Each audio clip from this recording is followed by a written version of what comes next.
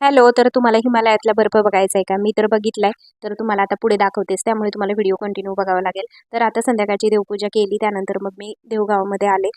Fresh fruit घेतले काही, काही भाजीपाला खरेदी केला. त्यानंतर संक्रांत जवळ येते, त्यामुळे भरपूर सारं तीळ, तिळगुळ, लाखाच्या बांगड्या, हळदी-कुंकू आणि वाण पण होते विकण्यासाठी. तर मी काही गोष्टी घेतल्या. त्यानंतर भाजीला पण काही गोष्टी घेतल्या. मेथीची भाजी खूप फ्रेश होती, ती घेतली. वांगी खूप छान होती, काटेरी वांगी होती. त्यानंतर माझी आवडती चिलाची भाजीसुद्धा होती, तीसुद्धा घेतली. त्यानंतर मग आम्ही गेलो पुढे जगद्गुरू श्री संत तुकाराम महाराज यांचं दर्शन घेतलं. त्यानंतर मग आम्ही घरी आलो. नंतर मग मी माझं स्किन केअर केलं आणि त्यानंतर मग मी परीला भूक लागली होती म्हणून पास्ता करून दिला. तिला खूप आवडतो पास्ता, कधीतरीच बनवते मी, सारखं नाही बनवत, 6 महिन्यातून एकदा, 4 महिन्यातून एकदा असं.